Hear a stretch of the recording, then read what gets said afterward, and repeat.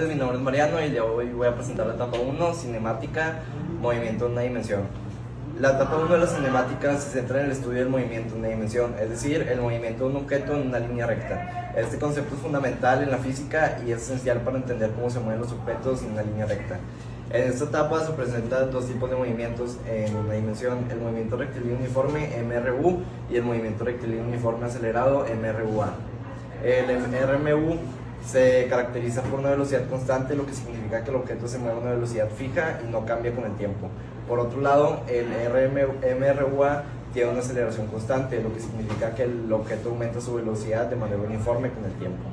Para describir el movimiento en una dimensión se utilizan ecuaciones matemáticas que relacionan la posición, la velocidad y el tiempo. La ecuación de posición vendría siendo esta y la ecuación de velocidad vendría siendo esta. El movimiento en una dimensión tiene aplicaciones en la vida real, como dice. Hola, buenas tardes, mi nombre es Diego Aguilar y voy a estar hablando sobre la etapa 2. Movimiento en una y dos dimensiones. El movimiento en una dimensión se refiere al movimiento de un objeto en línea recta, como la caída de los cuerpos libres, que se caracteriza por una aceleración de la gravedad AG de 9.8 metros sobre segundo al cuadrado. En ese tipo de movimiento, el objeto se mueve una trayectoria vertical hacia abajo y la velocidad aumenta. La caída de los cuerpos libres es un ejemplo clásico de movimiento en una dimensión donde la única fuerza que actúa sobre el objeto es la gravedad.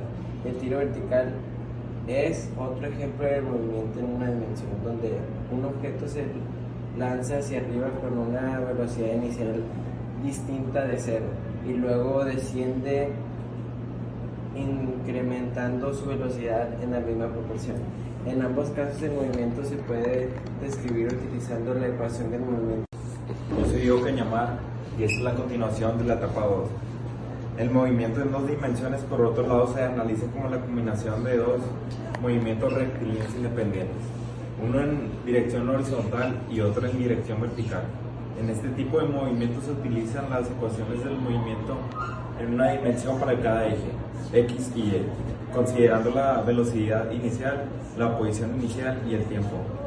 La ecuación para el eje X es esta y para el eje Y es esta. Esta aproximación permite analizar y resolver problemas de movimiento en dos dimensiones de manera más sencilla.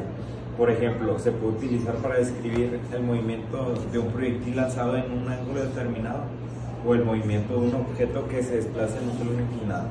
En ambos casos es fundamental considerar la independencia de los movimientos en cada eje para poder analizar y resolver el problema de manera efectiva.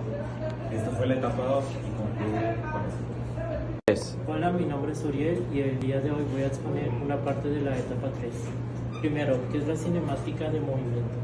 La cinemática del movimiento es el movimiento circular, desplazamiento lineal y angular. ¿Qué es la angular? El ángulo descrito por un cuerpo que se encuentra en movimiento circular. ¿Qué es la longitud de arco?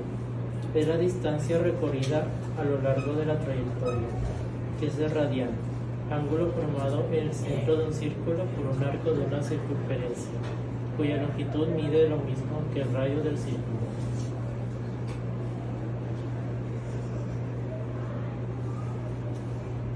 Esta sería la fórmula. Ahora, ¿qué es la velocidad lineal y angular? Y lineal. Es la razón del cambio de posición contra tiempo.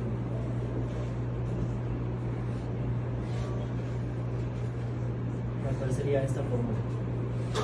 Ahora, a continuación, nos hablará Mauricio sobre parte del tema de la etapa 3. Esta es la continuación de etapa 3. Mi nombre es Mauricio. Voy a explicar la velocidad angular, frecuencia y periodo y momento de torsión. En la velocidad angular es la magnitud de desplazamiento angular dividida entre el tiempo que tarda en recorrer dicho ángulo. La definición sería así. Y frecuencia en periodo, la frecuencia es el número de ciclo por unidad de tiempo que efectúa un cuerpo en movimiento vibratorio, ondulatorio o bien movimiento circular. F es frecuencia y un ejemplo de rotación. Un ejemplo de la frecuencia sería rotación de la Tierra. Una revolución sería un día. En traslación, una revolución sería un año. En minutos de reloj analógico, una revolución sería una hora. El momento de torsión se obtiene multiplicando la fuerza aplicada por el brazo de potencia. La ecuación sería la siguiente.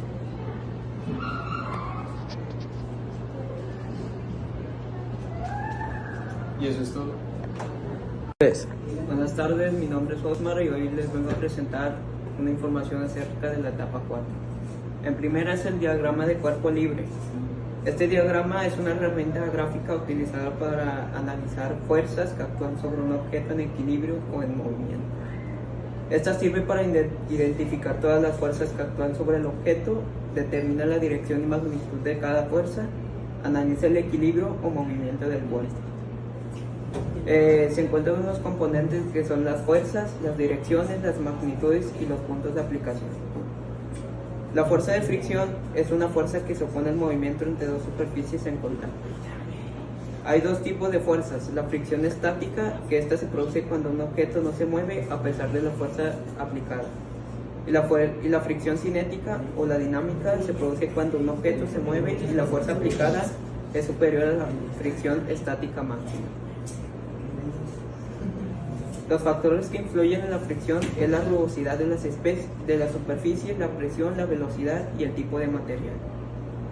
Unos ejemplos y aplicaciones de frenos de vehículos utilizan la fricción para detener el movimiento. Los cinturones de seguridad, estos utilizan fricción para retener el pasajero. Y las máquinas utilizan fricción para transmitir movimiento. Unos ejemplos de fricción es que un objeto que se desliza sobre una superficie. Otros tipos de fricción que existen es la fricción entre superficies sólidas, como es el metal, la madera, etc. La fricción entre sólidos y líquidos. Esta consiste entre el barco y el agua. Y la fricción entre sólidos y gases. Esta es cuando es el avión y el aire.